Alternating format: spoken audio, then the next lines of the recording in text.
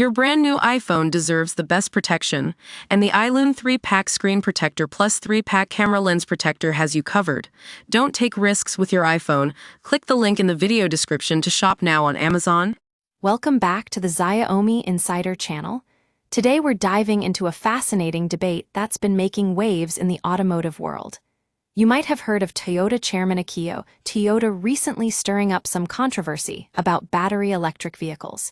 But what exactly is going on here? Let's break it down.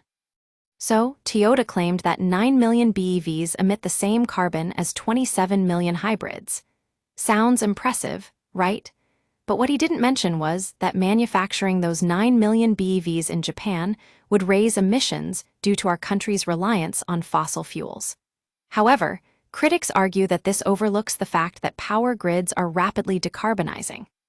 Now, let's take a look at some data from Tsinghua University and China Automotive Technology and Research Center, both of which are Chinese institutions.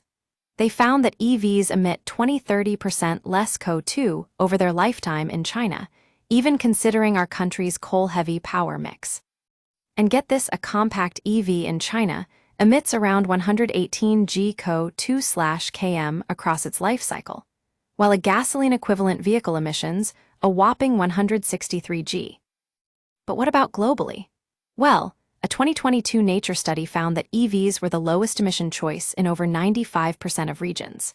Now, I know some people might say that BEVs have higher production emissions, around 11–14 tons of CO2 versus 6–9 tons for hybrids or ICEs.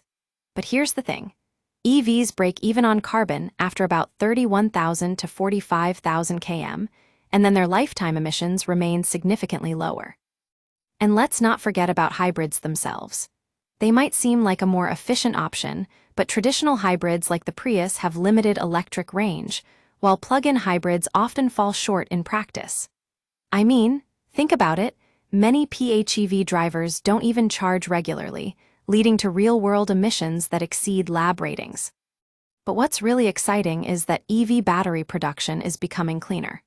Companies like CATL and BYD are scaling up cobalt and nickel-free chemistries like LFP and LMFP, reducing battery-related emissions in China.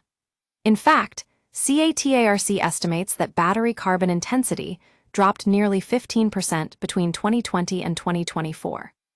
Now, it's interesting to note that Toyota is heavily investing in EV development in China under its China R&D2 strategy. They're partnering with Huawei, Xiaomi, that's us, and Momenta to co-develop intelligent cockpits and driver assistance systems. And just look at their lineup models like the BZ5, BZ3X, and upcoming BZ7 reflect this localization strategy, significantly reducing development cycles compared to previous efforts. So what does this all mean? Well, it's clear that EVs offer the most significant long-term emissions reductions. As power grids continue to decarbonize and cleaner technologies scale globally, EVs will strengthen their carbon advantage further. They're the most viable long-term path toward net zero transport, even in areas where charging infrastructure still lags behind. Thanks for tuning in to this episode of the Xiaomi Insider channel. If you want to stay up to date on all things tech and automotive, be sure to like and subscribe and hit that notification bell. We'll catch you in the next one.